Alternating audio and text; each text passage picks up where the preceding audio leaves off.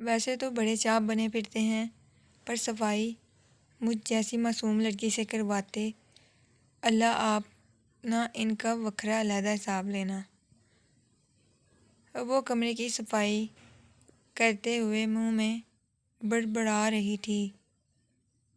اس وقت وہ کمرے میں لگی ایک تصویر پر سے مٹی کو جھاڑ رہی تھی۔ صحیح ہے بھائی، گند یہ پھیلائیں اور صفائی ہم غریب کریں۔ اتنے اچھے تو اپنے ہاتھوں سے یہ گند صاف کیا کریں نا۔ وہ زور زور سے تصویر پر کپڑا مار رہی تھی۔ وہ تصویر کسی چھوٹے بچے کی تھی جو بہت خوبصورت تھا۔ سفید رنگ، کالی بڑی بڑی آنکھیں، سیاہ بال، ہنسا ہوا۔ وہ بچہ اس تصویر میں بہت پرکشش لگ رہا تھا، لیکن اس کو اس وقت کوئی بھی چیز پسند نہیں آ رہی تھی۔ صبح سے شاہوں کی حویلی میں اس سے کام لیا جا رہا تھا۔ بھوکے کنجوس کھانے کو بھی نہیں پوچھتے۔ اب وہ مڑی ہی تھی کہ اس کے چہرے کا رنگ فک ہوا۔ سامنے سفید شرٹ اور نیلی جینس کی جیبوں میں ہاتھ تھالے کھڑا وہ اسے بغور دیکھ رہا تھا۔ رب کا خوف کریں شاہ صاحب، مجھے ایسے نہ گھوریں، میں نے کچھ کہا ہی نہیں۔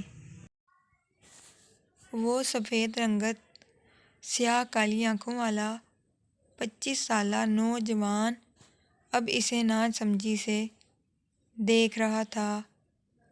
تیکھا ناک، خوبصورت ہونٹ، سیاہ بال جو کہ سٹائلش سے کٹ ہوئے تھے، قد تقریباً 6 فٹ، چہرے پر ہلکی ہلکی داڑھی۔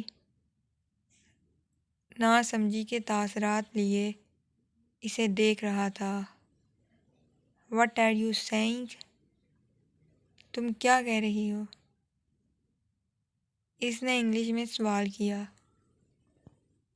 رب تیرا لاکھ لاکھ شکر ہے شان اردو نہیں آتی، نہیں تو رجو آج تیرا قتل ابا نے ہی کرنا تھا۔ وہ اس کے سامنے کھڑے کھڑے ہی اللہ کا شکر ادا کرنے لگی۔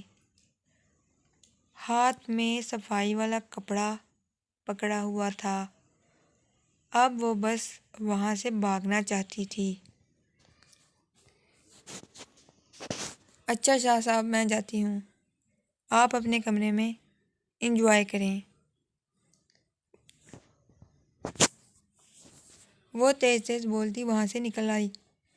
رجو آج تو تیرے بال بچ گئے ہیں، اس نے کمرے میں دوبارہ جھانکتے ہوئے ہنستے ہوئے کہا۔ اب وہ اپنی الماری کھول چکا تھا۔ ویسے رجو شاہ نو اردو تے نہیں آتی، پر انگریزی آتی ہے، پر تجھے تو دونوں ہی نہیں آتی۔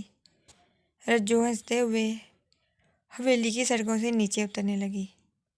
ان کی حویلی کو بہت ہی نئی طرز سے تعمیر کیا گیا تھا۔ کہنے کو تو شاہوں کی حویلی تھی، پر رجو کے مطابق انگریزوں کا گھر تھا۔ چل رجو، آج خوب جا کے مزے کے بیبے کے ہاتھ کے پراٹھے کھا کے آ، ادھر تو وہی انگریزی کھانا پکے گا۔ آسمان کے رنگ